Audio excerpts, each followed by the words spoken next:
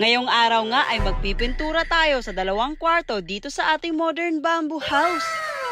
Sinalubong nga tayo ng napakagandang umaga. Sa kabila na naging problema dito sa ating modern bamboo house ay magpapatuloy pa rin tayo. Humihingi din kami ng pasensya na kung sa paglabas ng sama ng loob namin ay may nasaktan kami. Kahit ganun man ang nangyari ay masaya pa rin naman kami. Kasi natayo na tong modern bamboo house natin at meron na kaming bahay. Minsan talaga ma-frustrate tayo sa isang sitwasyon. Pero hindi naman ibig sabihin na hate na namin ang buong pagkatao nila. Syempre sobrang thankful namin sa effort nila na mapaganda itong modern bamboo house natin. Thankful din kami sa mga pagsubok na dumadaan sa amin ngayon. Siguro sa katagalan nitong mga pagsubok na to, marunong na kaming gumawa ng sarili talaga naming bahay ba. Huy, parang yun kasi yung pinapahiwatig sa amin. Dito nga ay tinanggal muna natin yung screen door para hindi sagabal sa pagpintura. Ilalabas din kasi natin yung double deck na bamboo natin para syempre hindi din malagyan ng mga pintura. Para nga tayong na-evict sa bahay ni kuya ngayon kasi yung mga gamit natin ay nasa labas lahat. Parang na back to zero nga tayo ngayon kasi wala tayong maayos na matutulugan dito sa ating modern bamboo house kasi inaayos yung kwarto. Pagtanggal nga sa ating double deck, ito yung nasa ilalim. Pero kahit ganyan, okay lang yan kasi hahanapan na lang din natin yan ng paraan. Alam nyo naman, Girl Scout kami na walang backpack. Plano namin dito, lilinisan, lalagyan ng sulignum, tsaka i-varnish ulit. Pero tsaka na yan, focus muna tayo dito sa pagpintura. Ang unang ang ginawa ay nilihaan muna to. Tsaka nilagyan ng batak para yung mga dugtong-dugtong na plywood ay hindi magka-crack. Tignan. Habang nagpipintura nga sa taas ay si Norme naman ay sinaniban ng kabaitan ngayon. Maglilinis daw muna siya kahit wala naman siyang winawalis. Hay naku. Medyo matagal-tagal nga talaga yung process daw nito. Kasi nga kailangan natin siguraduhin na wala nang butas bago natin pinturahan. At ayan nga, may nirenovate pa dito banda. Dito sa baba naman, hinay-hinay natin nilatag yung graba para in case na umulan, hindi maputik dito. Marami pa talaga kaming balak gawin dito sa farm natin. Kaso nga lang, hinay-hinay lang talaga tayo. Kasi nga, sobrang mahal ng mga bilihin ngayon. Huy. Dito nga ay nagsisimula na si kuya sa pagpintura sa kwarto natin. Tignan nyo naman, sobrang cute pa ng brush. Huy. Tama nga pala yung sinasabi nila na pag nagpapagawa ka ng bahay, pag yun yung budget mo, kailangan doblehin mo yun. Kasi nga, mag-aalanganin ka talaga. Ganoon naman talaga, hindi mo masasabi na totoo pala yung sinasabi nila kung hindi mo ma-experience sa sarili mo. Pag nagpapagawa ka ng bahay, iba't ibang uri ng pakiramdam yung mararamdaman mo. Kilig, excitement, masaya, nakaka-proud. Pero sa kabila ng mga positive na pakiramdam na yon, hindi din talaga maiiwasan na may mga pagkakataon na sasakit yung ulo mo, masasaktan ka, iiyak ka, gusto mong magdabog, gusto mong manigaw, at marami pang iba. Pero sa kabila ng mga negative na nararamdaman mo, feeling blessed ka pa rin kasi binigyan ka ng opportunity na magkaroon na ng sariling bahay. Medyo madilim pa nga dito sa farm natin mga pangga kasi wala pa talaga tayong kuryente dito or